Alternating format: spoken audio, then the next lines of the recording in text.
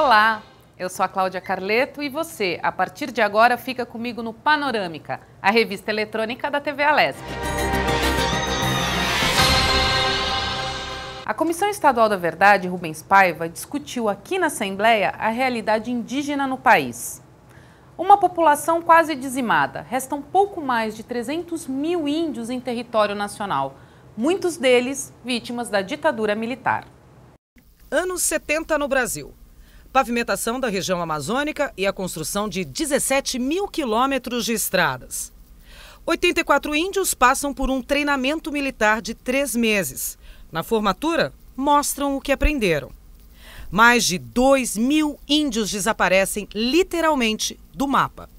A ditadura militar também não poupou estes brasileiros. Quando a sociedade se debruçar sobre esse passado presente, a gente vai começar a compreender a necessidade de respeitar e valorizar a diversidade dos povos indígenas no Brasil. O sistema rodoviário do estado de São Paulo é o maior do país, com mais de 35 mil quilômetros de estradas. Fernão Dias, Bandeirantes, Anhanguera. Todos nomes de uma época de colonização. Do progresso que veio para ajudar e que teve um preço alto para as tribos indígenas do estado. No passado, eram centenas delas. Hoje, só existem 9 aldeias na capital paulista. No país, este número é ainda mais alarmante. Em 1500, eram 5 milhões. Hoje são pouco mais de 300 mil. Na Comissão da Verdade desta quinta-feira, a palavra mais falada foi reparação. Muitos povos foram exterminados e esses restantes que nós ainda sobrevivemos ainda depende dessa atuação do próprio governo para a demarcação das nossas terras. Canemingue é o último índio da sua tribo. É o último índio que fala a língua guainá no Brasil. Sou o último falante do idioma. A minha avó era interlocutora, né, era minha companheira de conversas, faleceu ano passado com 94 anos.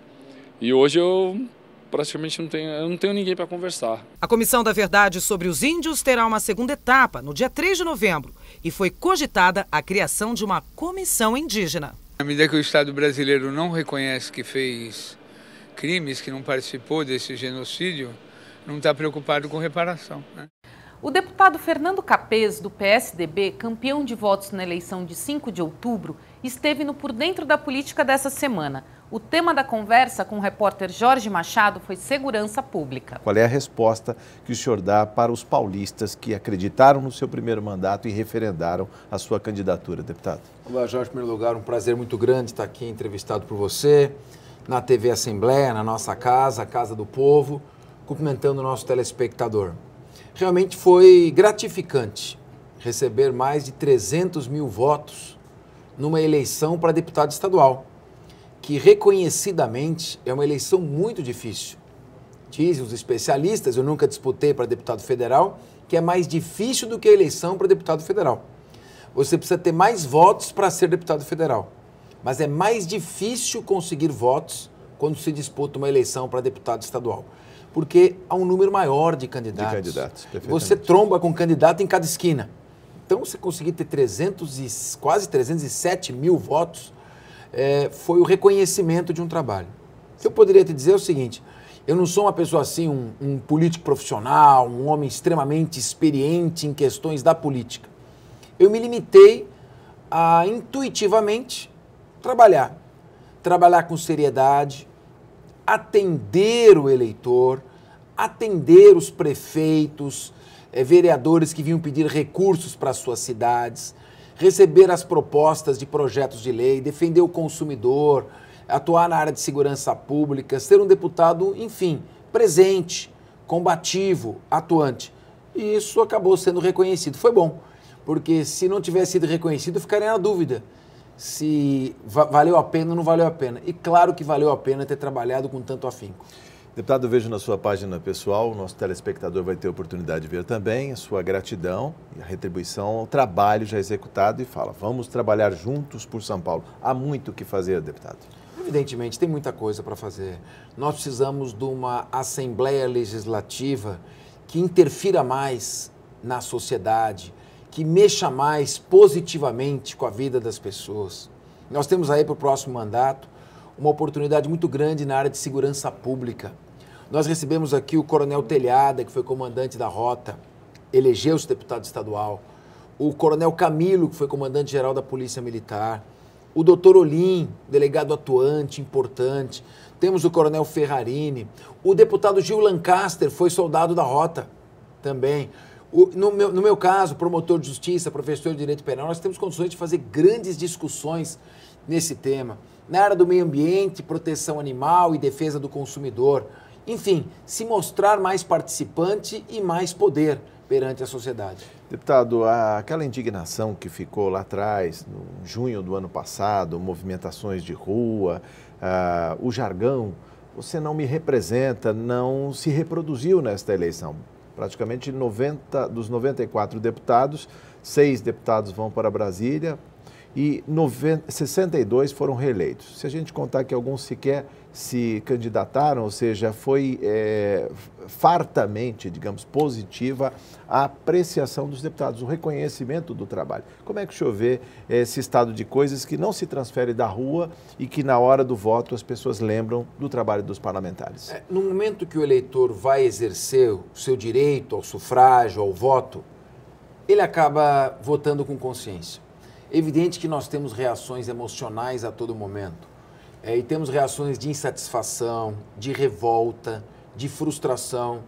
E quando podemos desabafar, sempre que temos essa oportunidade, colocamos para fora esses sentimentos. Então, naquele momento, você diria mesmo, vocês não me representam. As pessoas estão se referindo ao sistema político como um todo. Que é a regra do jogo. Que é a política como um todo, que é a forma como se tem feito política no nosso país. Foi isso que ele quis dizer. Mas na hora de votar individualmente, ele vai analisar e vai verificar que sempre existem pessoas capazes de representá-lo, o povo, numa Assembleia, num Congresso Nacional, no Executivo. A crise no abastecimento de água em São Paulo. Deputados petistas promoveram um debate aqui na Assembleia, que contou com a participação do presidente da Agência Nacional de Águas, Vicente Andreu.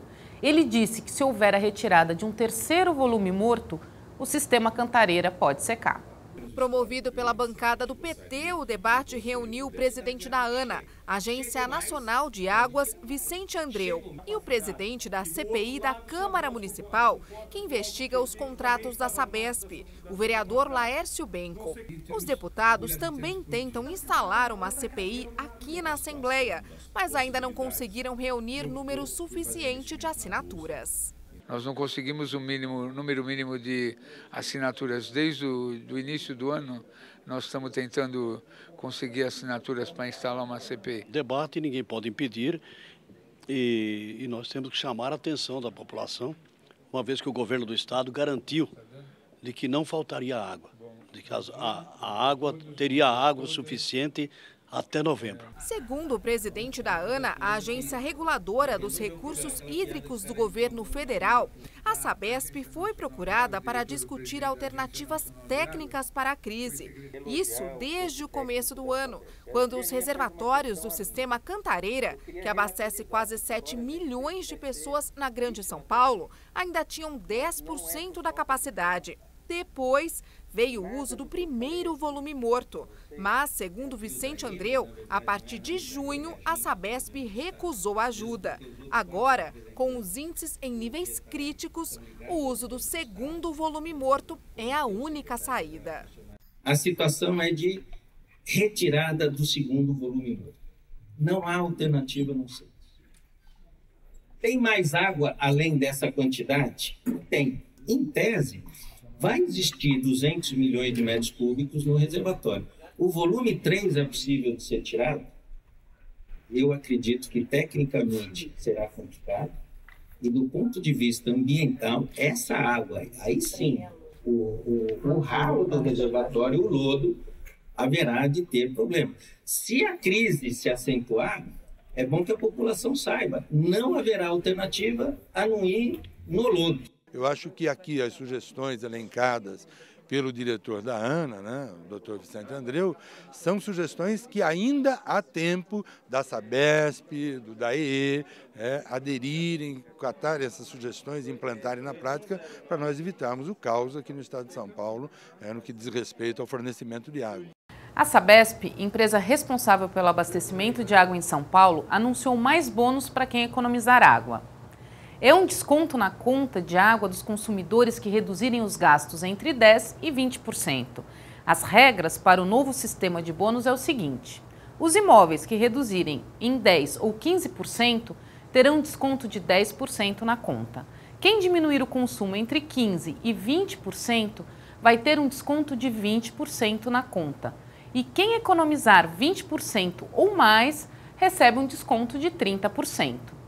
O cálculo é feito em relação à média de consumo entre fevereiro de 2013 a janeiro de 2014.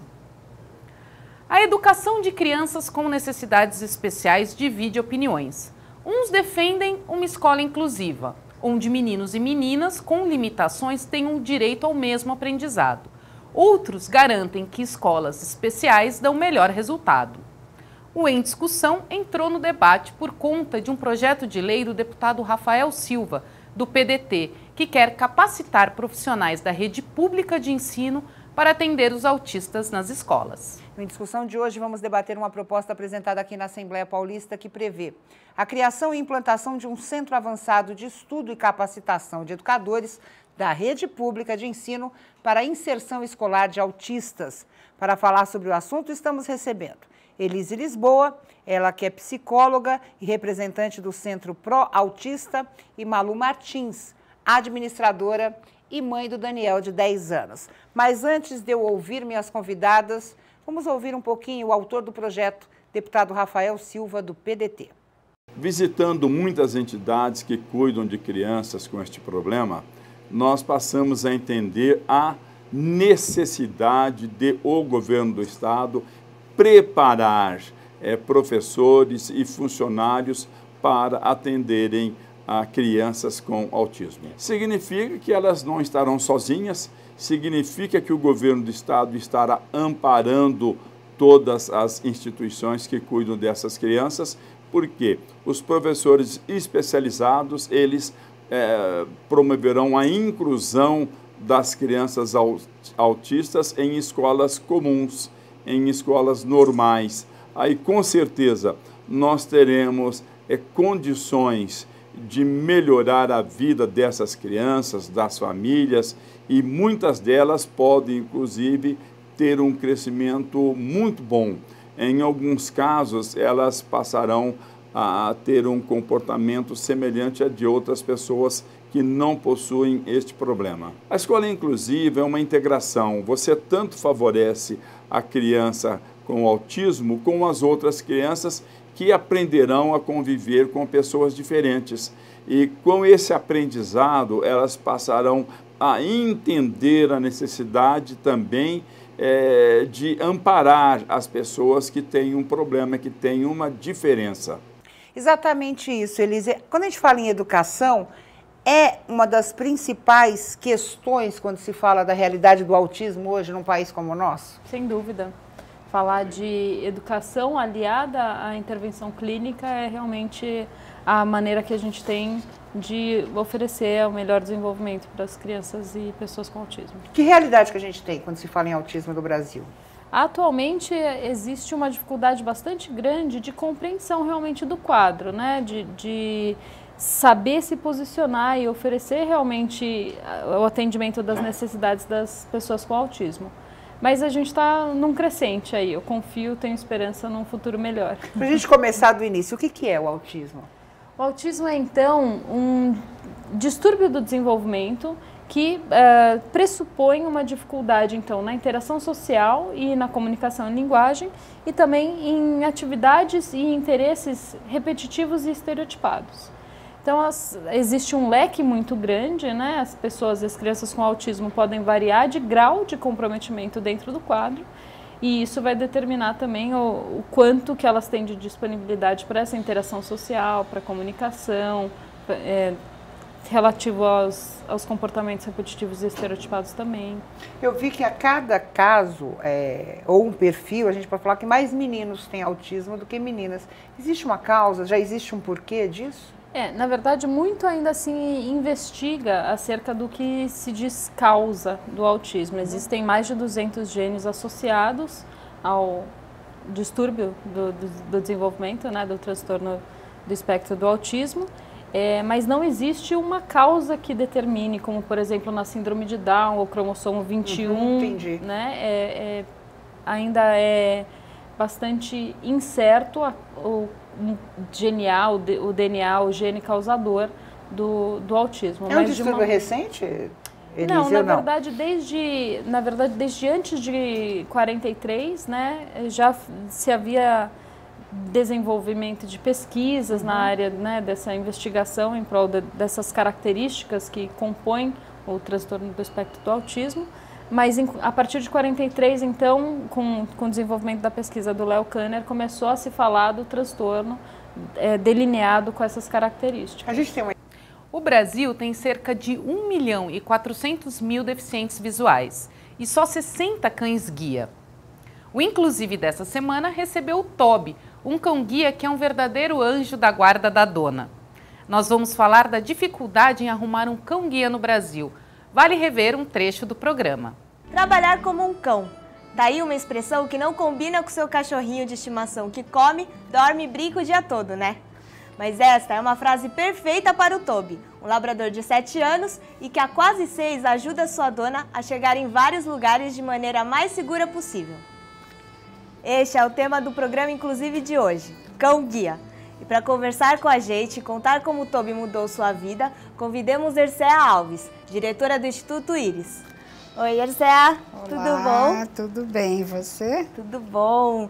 Vamos começar, né, então, falando um pouco sobre a sua história. Você é CHD de nascença? Não, eu tive uma doença que se chama Stargardt. É uma doença degenerativa da retina e ao longo dos anos a nossa retina vai se degenerando e nós vamos tendo a perda visual. E como o Toby entrou na sua vida?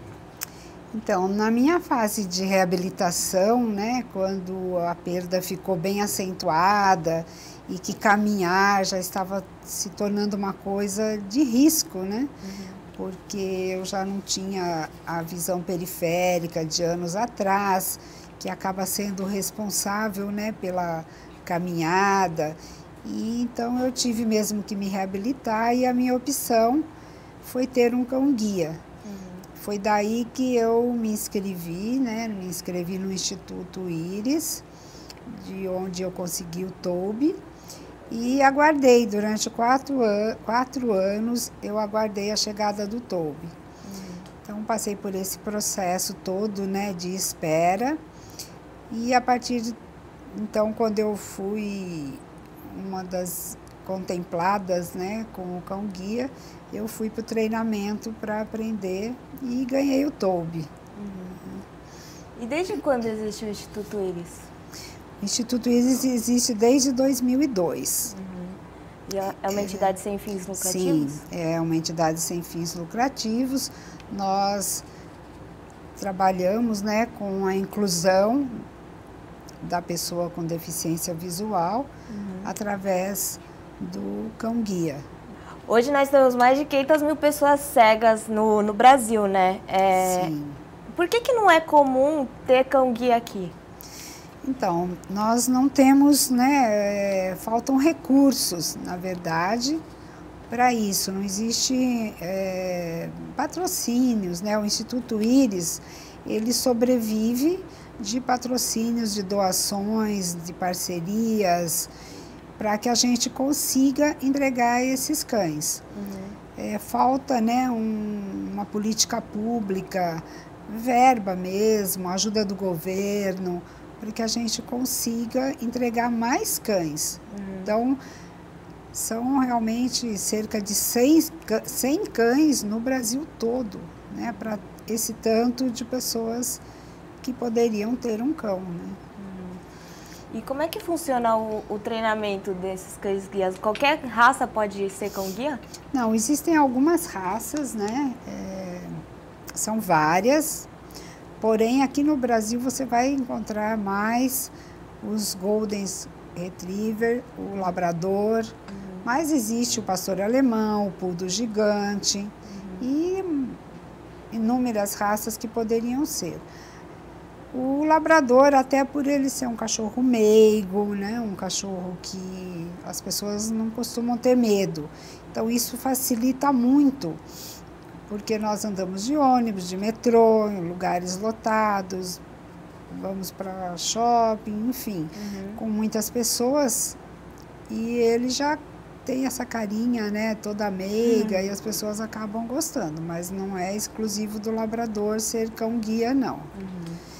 O cão-guia, ele começa, né, o processo aos 2 meses, ele fica com um socializador, que pode ser tanto uma família como uma pessoa que vai socializar, e é onde ele vai realmente aprender a estar entre pessoas e não pular, não latir, não fazer as necessidades dentro dos locais.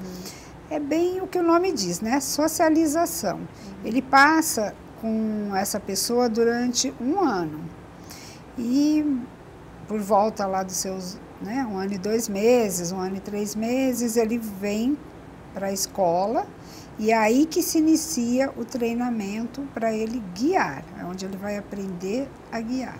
Qual é o melhor momento para você levar a sua filha ao ginecologista pela primeira vez? Por que o endividamento das Santas Casas chegou ao limite? E por que o brasileiro nunca levou a sério a história de que o importante não é vencer, é competir? Tudo isso você vê no próximo bloco do Panorâmica. Eu volto já já.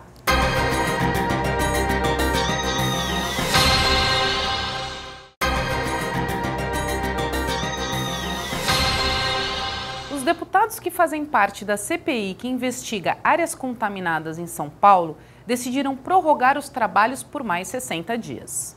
Em 2000, um morador do bairro Barão de Mauá morreu ao acender um isqueiro. Ele queria enxergar melhor a bomba d'água que iria consertar. Os gases acumulados no local causaram a explosão. Este caso culminou numa descoberta muito maior. Cerca de 7.000 pessoas vivem em prédios construídos em cima de um lixão industrial, onde mais de 44 gases tóxicos colocam em risco a saúde das famílias que moram no local. A CPI Áreas Contaminadas da Assembleia Legislativa de São Paulo já investigou esse e outros lugares que também foram afetados.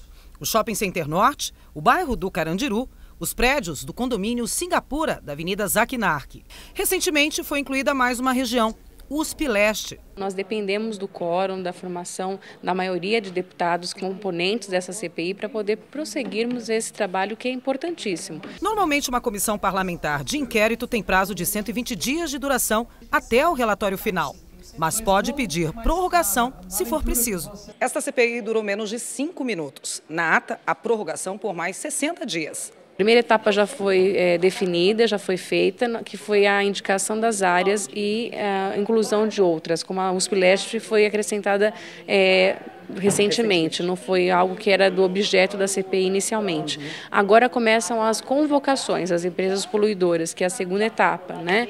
E aí depois vem a parte importante, que é a conclusão final da CPI, que é o relatório final, para que nós possamos dar uma definição e encaminhemos esses documentos para o Ministério Público e para outros órgãos pertinentes. Agora, o Panorâmica vai falar de saúde. O endividamento das Santas Casas e hospitais filantrópicos chegou ao limite.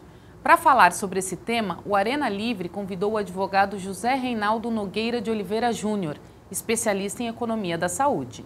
Sobre o nó, o grande desafio da saúde pública nos dias de hoje. Vimos recentemente, ainda vamos falar no programa de hoje, a questão do fechamento da Santa Casa de São Paulo, um dos maiores hospitais aí que recebe, que tem a porta aberta, né, Universal SUS, e que passa por sérios problemas de endividamento, problemas de gestão, inclusive. Mas eu queria que o senhor falasse sobre o financiamento à saúde. Como é que chegamos a essa situação hoje dos hospitais estarem endividados e alguns terem que fechar as portas sem condições de atender pacientes, mesmo os mais graves, os traumatizados numa cidade que tem um trânsito caótico como é São Paulo? Muito bem-vindo, doutor Zé Reinaldo. Obrigado pelo convite. Esse problema não é de hoje, né? Esse problema do financiamento ele vem desde a Constituição de 88, né? Se nós voltarmos àquela época, nós vamos lembrar que antes da Constituição de 88, a saúde ela era oferecida para quem tinha carteira assinada, né? Quem não tinha carteira assinada era atendido como benemerência exatamente nesses hospitais.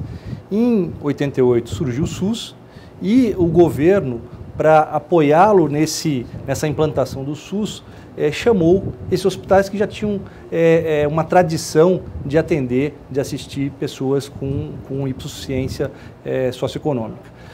Só que em contrapartida disso, a legislação estabeleceu um mínimo de atendimento. E foi exatamente aí que se criou e vem se criando de lá para cá esse problema, né?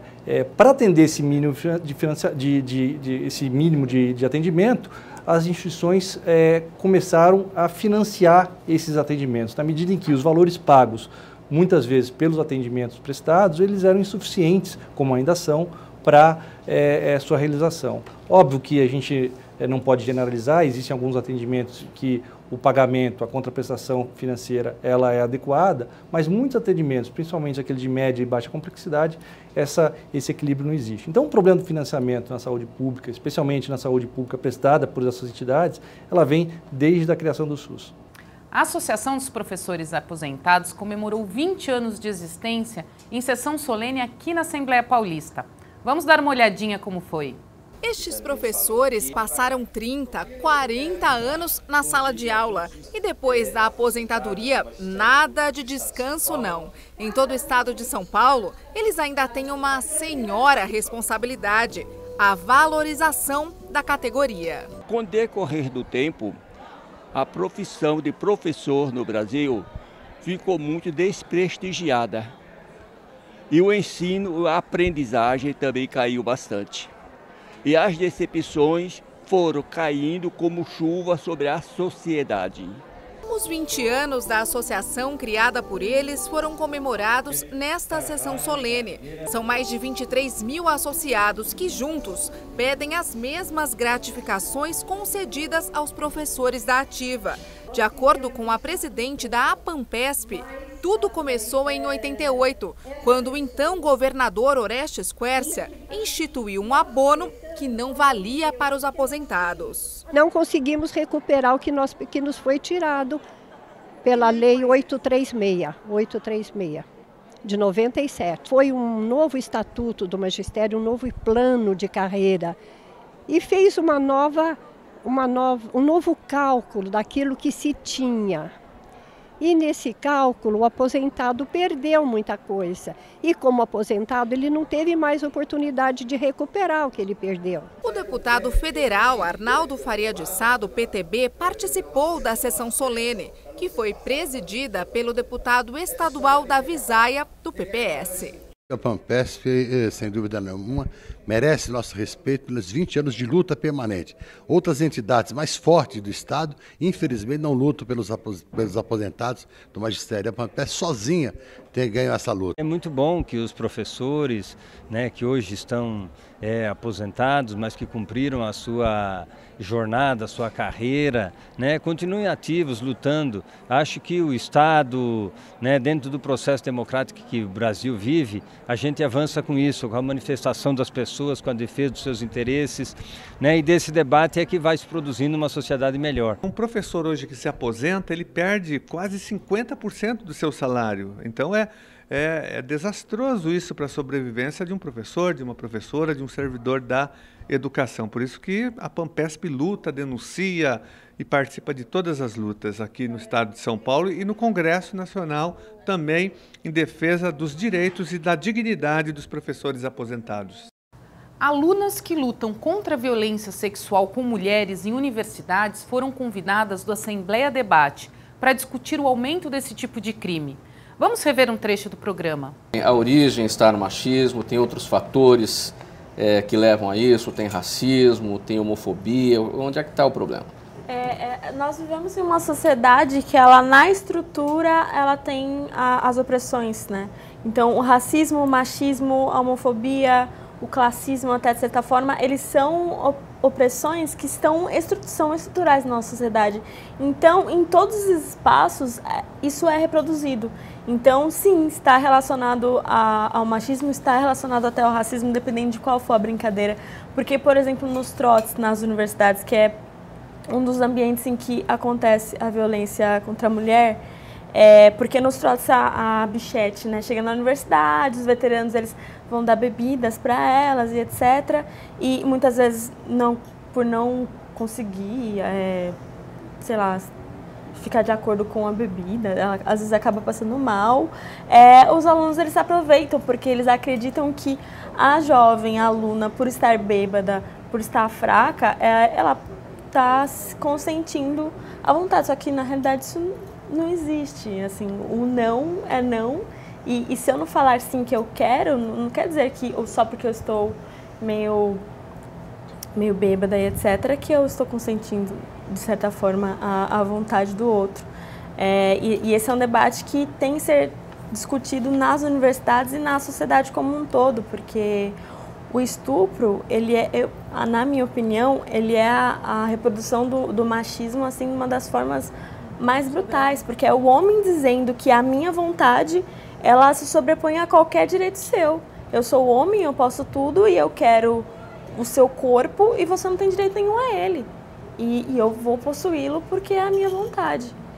E isso tem que ser debatido, sim, porque é um absurdo. Carolina, a Tamires destacou que é um assunto, é um debate que tem que acontecer na universidade e também na sociedade, mas esse assunto não chega para a sociedade. É uma situação estranha você imaginar que as mulheres estão sendo vítimas de abuso sexual dos portões para dentro das universidades. Uhum. Como levar essa discussão para a sociedade? Eu acho que uma das grandes importâncias dos coletivos feministas dentro da universidade é justamente fazer essa ponte com os outros movimentos que estão fora. Existem muitos coletivos e muitos movimentos feministas que existem hoje no Brasil e até mesmo aqui em São Paulo que ainda não tem tanta visibilidade justamente porque o feminismo não tem uma visibilidade porque não se quer que tenha. É importante também pontuar isso. O feminismo ele é um movimento que ele existe há muito tempo, desde a época da ditadura, por exemplo, só que recebe sempre muita resistência porque toca em pontos que são centrais. Por exemplo, a violência doméstica. A violência que as mulheres sofrem dentro de suas casas, na família, é super um tabu ainda. Ainda que a gente tenha uma lei, como a Lei Maria da Penha, ainda é muito difícil das pessoas aceitarem e das próprias mulheres identificarem algumas violências como violências. Então, o próprio feminismo visto como um movimento que estigmatiza as mulheres, sempre foi estigmatizado. Então, é muito difícil para uma mulher se reivindicar feminista justamente porque ela vê o feminismo como um movimento que não diz respeito a ela, mas porque é interessante que ela veja isso. É interessante que as mulheres não se unam, é interessante que as mulheres não conversem entre si, que haja essa inimizade entre as mulheres. Então, eu sinto que é um pouco isso. A gente começa nos coletivos, nas universidades, justamente porque é um espaço propício a isso. As pessoas, às vezes, estão mais abertas, as meninas mais jovens, elas sofrem machismo, elas percebem, tem um pouco mais uma abertura. E aí a gente consegue, às vezes, dialogar mais com a sociedade justamente por isso, assim, porque elas ajudam nos movimentos, quando tem ato, por exemplo, na Paulista, em alguns lugares, em relação a algumas pautas do movimento feminista, as mulheres das universidades estão ali junto, entendeu? E aí elas conseguem ampliar esse debate e levar para outros espaços, por exemplo. Na família também, tem muito debate em roda de família, em almoço de domingo, justamente porque as meninas estão ali, elas começam a se sentir mais fortalecidas para conseguir peitar o debate, para tentar pautar, combater o machismo que às vezes também acontece dentro de casa e acaba levando para outros espaços. Doutora Bruna, na sua visão de antropóloga e de advogada, a origem do problema está onde? Na sociedade, concordo plenamente com o que as meninas disseram, o machismo é estrutural, a gente vive numa sociedade extremamente violenta com as mulheres, com as meninas, as demandas sobre as meninas, as demandas de papel de gênero, né? O que você deve ser, a expectativa sobre o que é ser mulher nessa sociedade é uma expectativa extremamente violenta e que nos coloca nesse confronto. Você está na universidade, dizem que é tradição, que aquela festa é daquele jeito mesmo, que sempre foi assim, que as meninas têm que fazer aquilo. Algumas questionam, outras não vão, as que vão falam, sempre foi assim. E tem uma agressividade do tipo, você vai quebrar com essa tradição existe desde sempre. Eu fiz direito na São Francisco, tem tradições extremamente machistas, e que quando a gente questionava era assim, mas você está acabando com a nossa tradição, que é o que as meninas na medicina hoje estão vivendo.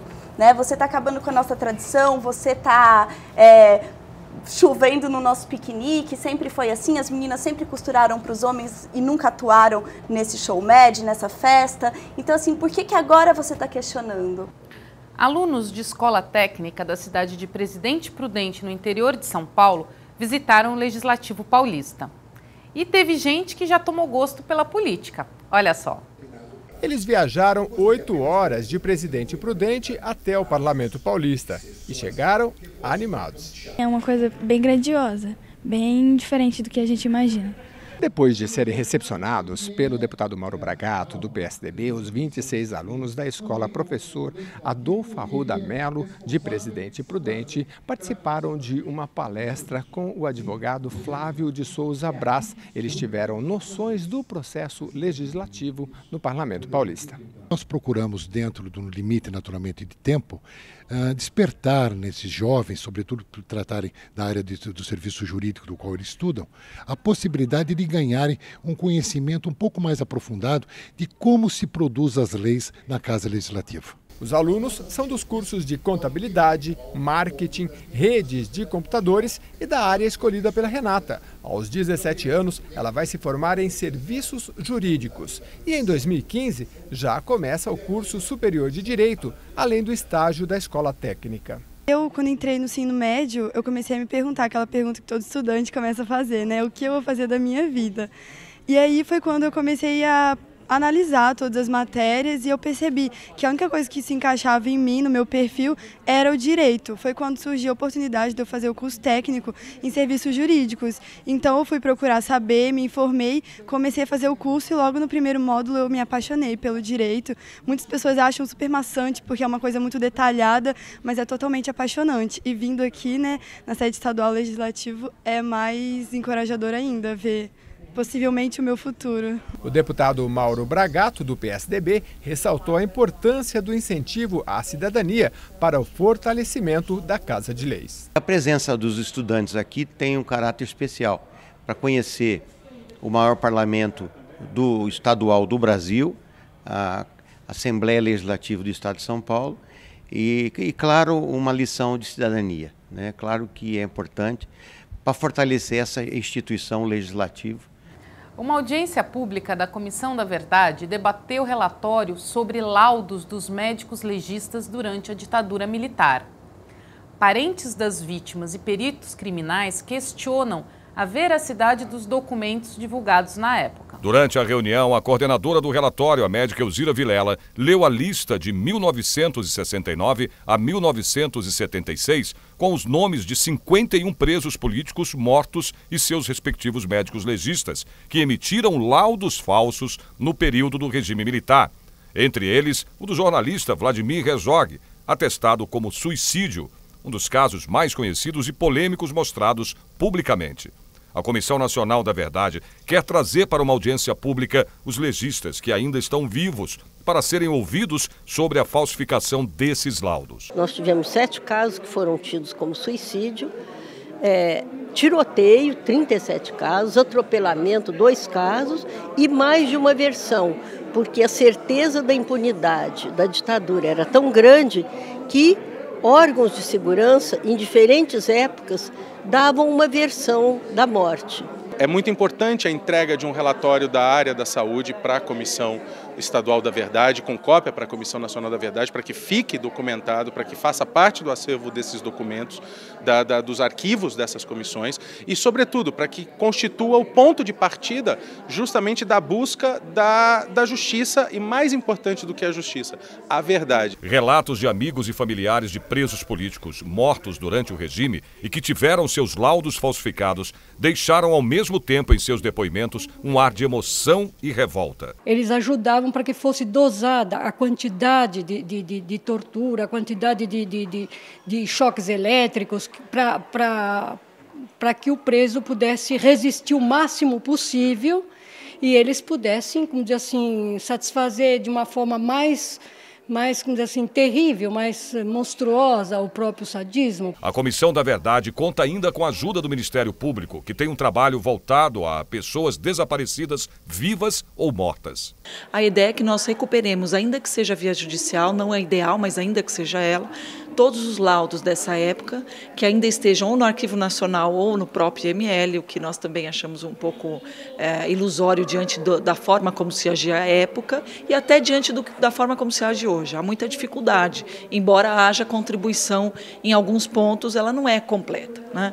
Então a nossa ideia é recuperar esses laudos e trazer à tona efetivamente a verdade. Há uma necessidade imperativa de fazer a mudança dos atestados de óbito, fazer pelo menos dar para as famílias o verdadeiro atestado de óbito das circunstâncias que essas pessoas foram mortas ou ainda estão desaparecidas. Qual o momento certo para levar sua filha ao ginecologista pela primeira vez? A decisão nem sempre é tão fácil de ser tomada e por isso virou tema do debate no programa Saúde e Vida com a repórter Ana Calini.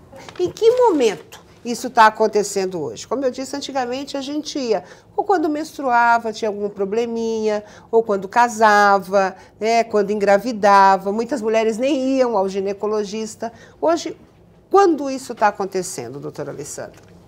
Normalmente, as meninas vão procurar o ginecologista quando elas decidem iniciar a vida sexual ou então quando elas começaram já, tiveram a primeira, a segunda relação e elas vêm procurar um método anticoncepcional.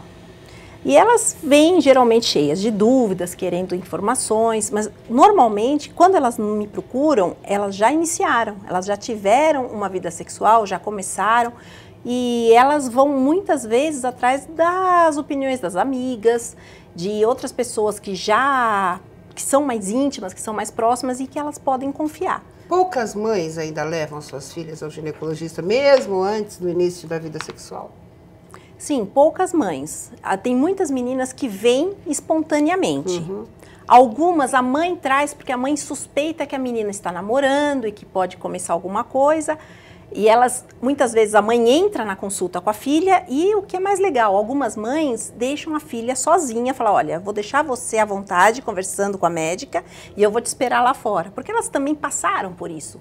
Elas já são de uma geração que elas tiveram essa dificuldade de como falar isso para a mãe. Elas sabem o quão incômodo é você ter uma mãe ou você ter alguém junto da consulta e você ficar constrangido. Então, como elas já passaram isso quando jovens, elas evitam esse tipo de constrangimento com a filha. Elas trazem a filha na consulta e muitas vezes elas falam para a menina fazer a consulta sozinha e elas se oferecem a ficar na sala de espera. O que me chama a atenção nessa questão é que a mãe não está preocupada muito com a questão da saúde da filha, né? A questão da mama, ou da primeira menstruação, ou da possibilidade de um ovário policístico. Eu tenho ovário policístico desde os meus 14 anos. E parece que a mãe se preocupa mesmo com a questão sexual, né? Quando leva a filha ao ginecologista, não com a questão da saúde sexual da menina. A preocupação número 1 é a gravidez. Elas têm pânico que a filha engravide. Então elas falam, dá uma pílula. Eu falo assim, tudo bem, a gente pode dar o anticoncepcional. Muitas vezes a mãe chega na consulta e ela pede uma orientação como ela deve conduzir com a filha. Eu falo assim, dar um anticoncepcional é legal, porque é um método seguro, mas sempre tem que orientar a usar a camisinha também. O anticoncepcional evita filho, a camisinha evita doença. E eu até brinco com as meninas, eu falo, use o anticoncepcional, mas eu não conte para um rapaz de jeito nenhum que você está tomando, porque senão ele não vai querer usar a camisinha. Você fala que você não usa e aí ele vai se sentir na obrigação de usar o preservativo. Na primeira visita, a menina já tem que ser impactada com isso, doutora Atalanta, ou seja, cuidado, existem doenças sexualmente transmissíveis? Sim, com certeza, porque depois que acontece, já é tarde demais. É muito comum menina com DST? Está aumentando o número. E que tipos de DSTs? HIV, HPV, ou tipos de corrimento, enfim, doenças que, entre aspas, têm um tratamento imediato e doenças que se tornam crônicas, como, por exemplo, o HIV e o HPV. Na verdade, o que a doutora Alessandra falou é o mais correto. As pessoas falam muito a gravidez, a gravidez. A gravidez é uma questão importante, sim, importantíssima, mas a grande questão é que existem doenças graves que são transmitidas sexualmente. No caso, assim, a grande preocupação que povoa a mente das pessoas é o HIV e tem que se preocupar mesmo para prevenção. Mas todas as doenças, HPV, corrimentos em geral, devem ser prevenidos através do uso do preservativo, seja o masculino, seja o feminino. As causas de aumento dessas doenças em adolescentes é realmente a vida sexual começando mais cedo? A vida sexual começando mais cedo, alguns tipos de pais e mães que não conversam com isso, a respeito disso com os filhos, a sensação de que não vai acontecer comigo, que uma parte das pessoas, em especial adolescentes, tem. Há um aumento também no consumo de entorpecentes, álcool, drogas, que também levam à alteração do estado de consciência e acabam levando a um comportamento de risco. Então, são fatores, é multifatorial que leva a esse aumento. Mas, se a gente insistir na orientação, seja vindo de casa, seja vindo da escola, seja vindo da imprensa, de livro ou de qualquer meio, desde que haja essa orientação, acho que a gente tem que ser bastante incisivo nisso. Maternidades particulares não podem cobrar nenhuma taxa para partos realizados por médicos que acompanharam toda a gestação. Esse foi um dos pareceres aprovados pela Comissão da Saúde essa semana aqui na Assembleia. A reunião da Comissão de Saúde desta quarta-feira teve 22 itens na pauta para votação. Projetos de lei, moções, requerimentos. Os 16 primeiros foram votados rapidamente. Entre eles, o projeto de lei que autoriza a criação do programa Cadeira de Rodas Motorizada para pessoas com distrofia muscular e outro que proíbe a cobrança de taxa pelas maternidades para permitir que o médico que fez o pré-natal da parturiente também seja o responsável pelo parto. Ao todo, foram 14 votos favoráveis e 2 pedidos de vista. Com a saída de um dos deputados, a reunião foi encerrada por falta de quórum. Apesar da reunião ter parado pela metade, a deputada Thelma de Souza fez questão de chamar a atenção para um item para a semana que vem. É a audiência pública que acontece sobre a desvinculação do Hospital Universitário da USP. Nós tivemos muitas discussões aqui a respeito dos problemas financeiros da USP, da Unifesp e também da Unicamp. E uma das discussões mais pedidas é justamente para que não haja desvinculação do Hospital Universitário da USP, que é um ícone, ele é um marco de excelência, não só para os pacientes, mas também para os alunos. E, nesse sentido, mesmo tendo acabado a greve na USP, reivindicava uma série de outras situações, inclusive aumento salarial, outras condições de carreira, nós vamos ter que voltar a isso. Espero que ele seja aprovado e vamos fazer a audiência para evitar um mal maior para a USP. Esta audiência pública ainda não tem data para acontecer, mas a deputada garante que será em breve. Possivelmente terça-feira que vem, por ser pós segundo turno, é possível que não haja essa reunião, mas não passará da primeira semana de novembro. E lá nós daremos uma decisão e aprontaremos a audiência. O deputado Sebastião Santos, do PRB, recebeu representantes do setor de turismo do interior de São Paulo. Vamos rever um trechinho dessa conversa. Mas qual é o objetivo de debater as questões do turismo em determinadas regiões? Bom, nós temos tramitando na Assembleia Legislativa do Estado de São Paulo, a pedido do governador Geraldo Alckmin, e com o apoio de vários departamentos, secretarias, como aqui a Beth representa, que é a Secretaria de Turismo, o PLC número 32. O que define o PLC 32?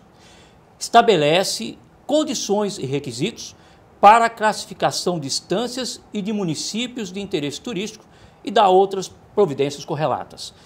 E ela define ainda muito mais, que nós deveremos ter, para poder pleitear, ser município de interesse turístico ou ser instância turística, deverão ser as seguintes condições indispensáveis e cumulativas para a classificação de municípios como instâncias turísticas: ser destino turístico consolidado, determinante de um turismo efetivo, gerador e de deslocamentos e estudos de fluxos permanentes de visitantes e estadas, de fluxos permanentes de visitantes. Possuir expressivos atrativos turísticos, de uso público de caráter permanente, naturais, culturais e artificiais, e que identifiquem as suas vocações voltadas para algum ou alguns dos segmentos abaixo relacionados, sintetizados no anexo 1 dessa lei. E quais são? Nós temos aqui vários, dentre eles, o turismo social, o ecoturismo, o turismo cultural, o turismo religioso, o turismo de estudo e de intercâmbio, o turismo de esporte, o turismo de pesca, o turismo náutico, turismo de aventura, o turismo de sol e praia, o turismo de negócios e eventos e também o turismo rural e o turismo de saúde. Então, são várias as classificações de turismo. E para que conheçamos o que a sua cidade hoje dispõe de turismo, nós precisamos de um documento chamado Plano Diretor. Esse plano diretor é essencial para que nós possamos conhecer o turismo em nossa cidade. E para falar um pouco sobre plano diretor, você que é o nosso ponto de apoio no estado de São Paulo, Beth, eu queria que em breves palavras você pudesse levar para esse público que nos assiste como que é a análise do DAD, por que é necessário o plano diretor para essas cidades poderem buscar aqui nessa casa a tramitação do projeto e a discussão e a votação desse projeto.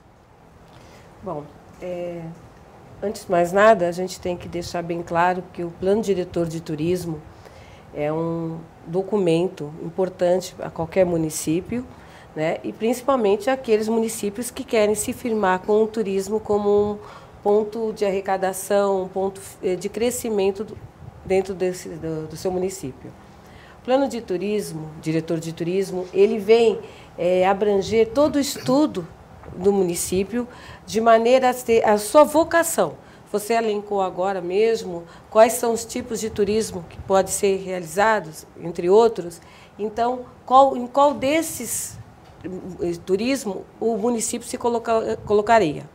Para isso, tem que ser feita uma pesquisa dentro do próprio município, fazer um levantamento, todo inventário, tudo que eles têm de equipamento, tudo que ele tem de atração, que muitas vezes o próprio município desconhece do seu potencial.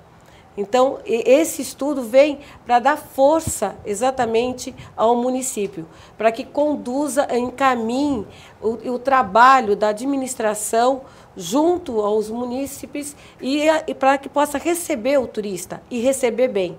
Porque se você não receber bem o turista, você também não consegue ser uma cidade que é classificada como estância ou de interesse turístico, né? Então, a maior importância no Plano Diretor de Turismo é dar o encaminhamento, conduzir, entendeu, o município para um plano de médio, curto e longo prazo, independente de um governo ou outro, ter uma continuidade, um trabalho entre os munícipes, entre o comércio, a população, para que possa receber bem.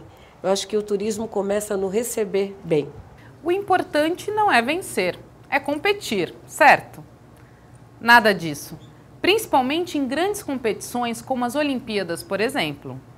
No Brasil, nem sempre as medalhas de prata e bronze são bem-vindas. No futebol, o ouro é o único título que o Brasil não tem.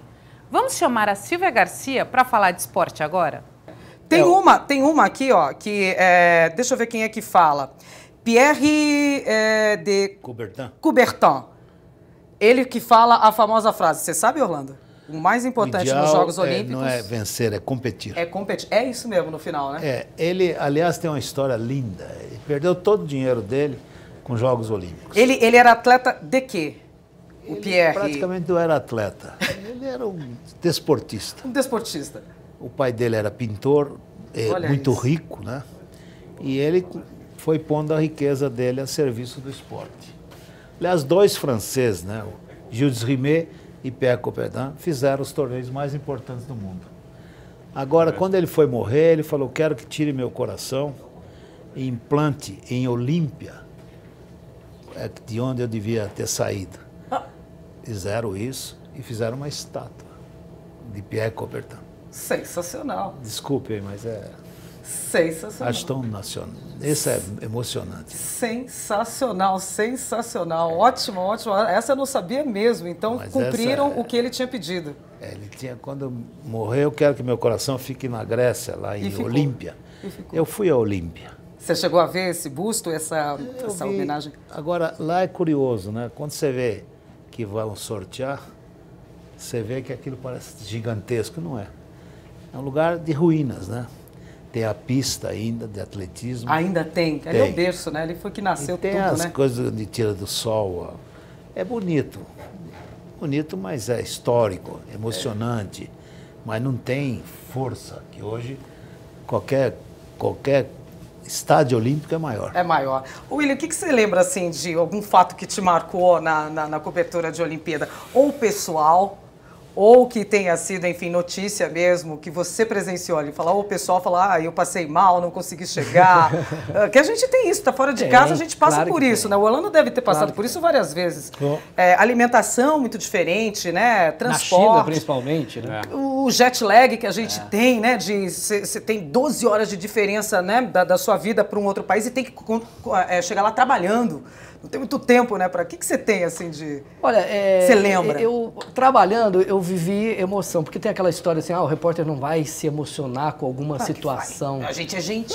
Exatamente. Não tem como. E olha, tem uma cena que essa do César Cielo que eu citei, foi muito emocionante lá na hora. Né? Se na televisão mexeu com o mundo inteiro. Você estava ao vivo ou só fazendo VT? Eu estava só gravando matéria. Só gravando matéria. Imagina se tivesse ao vivo. Mas eu estava ao vivo num jogo do futebol feminino de 2008, quando a seleção perdeu para ir para os Estados Unidos. Aliás, não só o gosto. E ali eu vivi toda a preparação delas na Granja Comari.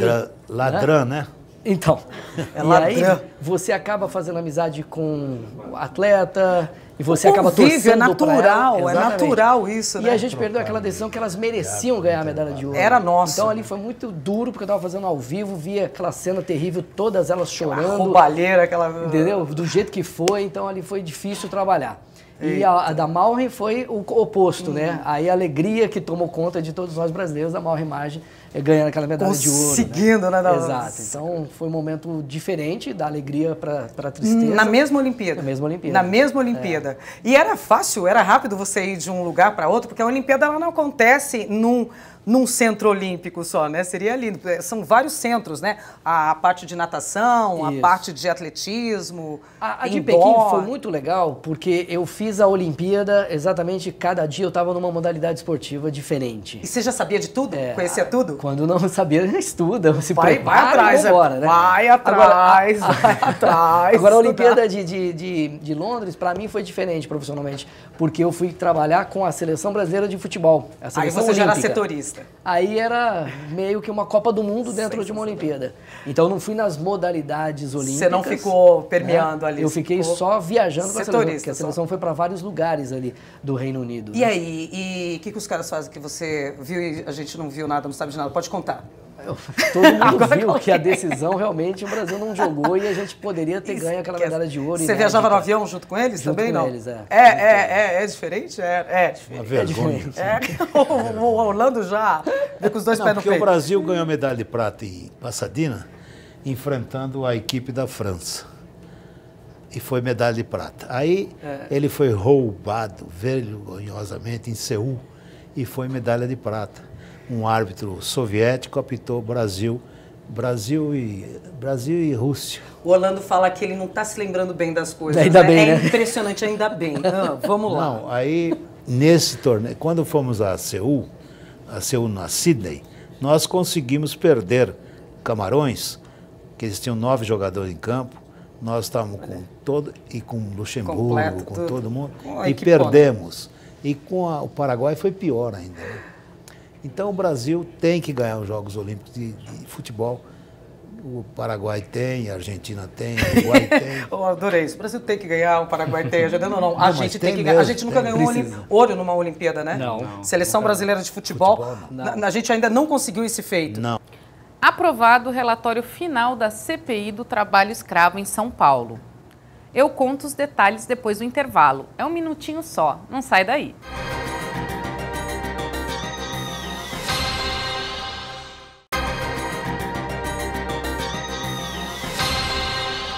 Os deputados da CPI, que investiga denúncias de trabalho escravo em São Paulo, aprovam o relatório final. Dados do Ministério do Trabalho e Emprego mostram que existem mais de 200 mil pessoas trabalhando em oficinas ilegais de costura no estado de São Paulo. Foram 6 meses, várias reuniões e mais de 20 pessoas ouvidas. Os integrantes da CPI confirmaram essa situação preocupante e ouviram representantes de sindicatos, associações, indústrias de confecção e autoridades sobre esse crime, trabalho escravo. Toda essa dedicação foi apresentada no relatório final, aprovado por unanimidade nesta quarta-feira. Para o presidente da CPI, deputado Carlos Bezerra Júnior, do PSDB, dever cumprido. Como conjunto da contribuição dos parlamentares da CPI, a gente traz uma grande contribuição na erradicação do trabalho escravo no estado de São Paulo. O deputado Marco Aurélio, do PT, que participou da comissão parlamentar de inquérito, disse que o trabalho deve continuar. Primeiro que esse assunto não pode sair da pauta, não é porque acabou a CPI que o trabalho está encerrado. Pelo contrário, o problema foi levantado. Aqui no próprio relatório consta a indicação de abrir uma nova CPI para a continuidade dos trabalhos. Por quê? Porque ela foi encerrada por motivo de regimento interno. Sim. Se tivesse tempo, ela continuaria, porque tem outros campos a serem investigados. O parlamentar ainda fez contribuições ao relatório aprovado. Além de todas as contribuições que foram feitas pela CPI, pelo relatório, essas emendas também foram apresentadas e aprovadas, e eu destaquei uma que faz com que o Estado de São Paulo, é um projeto de lei a ser criado, que possa facilitar com que tenhamos cooperativas de imigrantes para que eles não fiquem nas mãos de exploradores, né? Emocionada, a deputada Alessi Brandão, do PCdoB, agradeceu a confiança e mostrou que quando se trabalha em equipe, o resultado é bem melhor.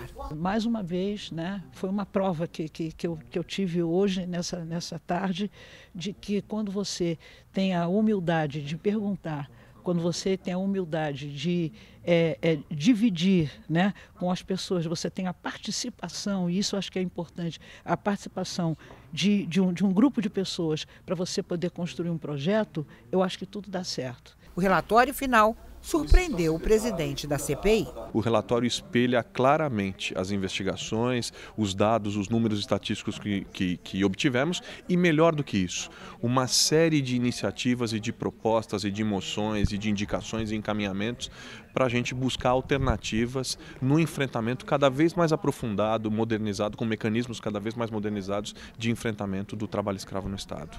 Corretores de imóveis receberam certificado de curso de aprimoramento.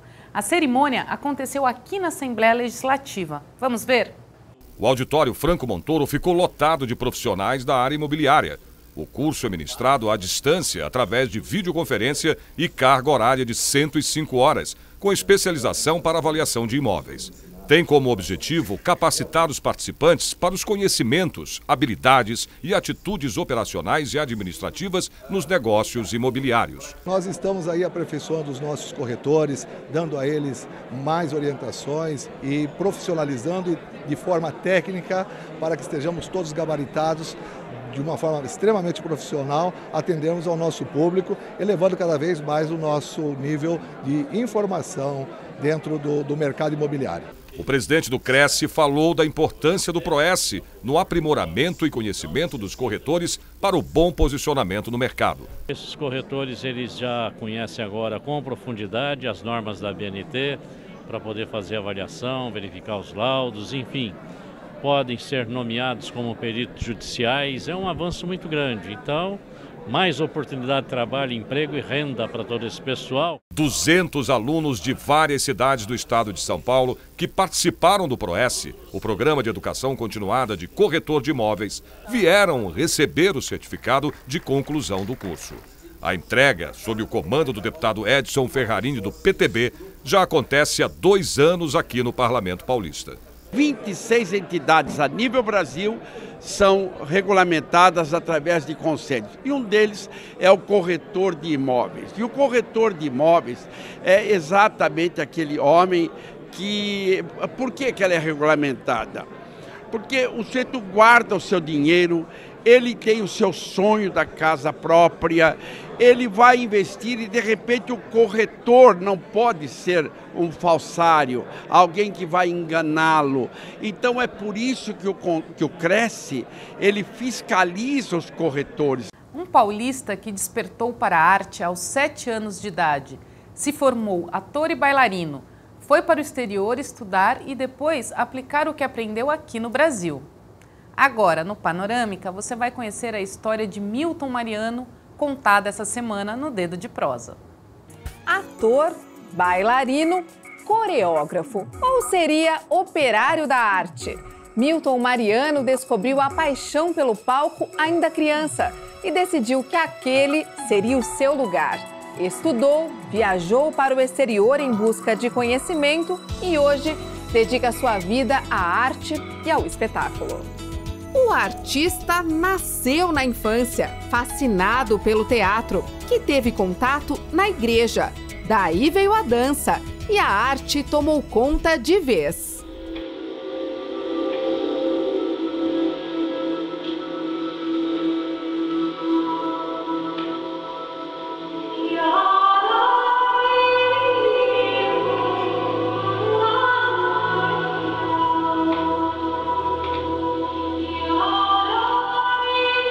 Milton Mariano atuou em companhias nacionais e internacionais no Brasil e no exterior. Em Nova York, fez cursos de dança, teatro e musical na Broadway. Experiências que ele trouxe de volta ao país e aplica em seus trabalhos. Durante vários anos, Milton Mariano encantou milhares de pessoas no Hopi Hari, em Vinhedo, considerado o maior parque temático do Sudeste.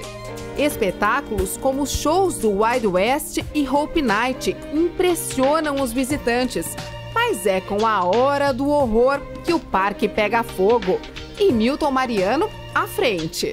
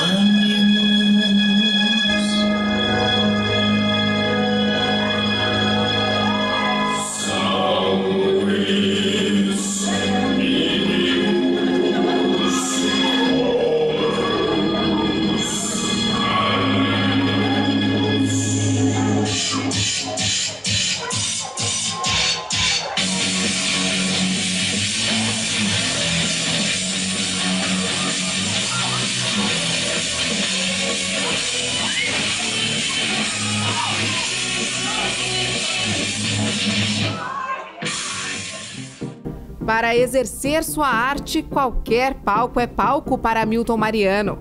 Festas, convenções, festivais de dança, mostras de teatro. Como coreógrafo, concebeu o espetáculo Peregrinação do Corpo, um trabalho que mostra seu desenvolvimento e amadurecimento como artista. Arte e entretenimento na tela da TV Alesp.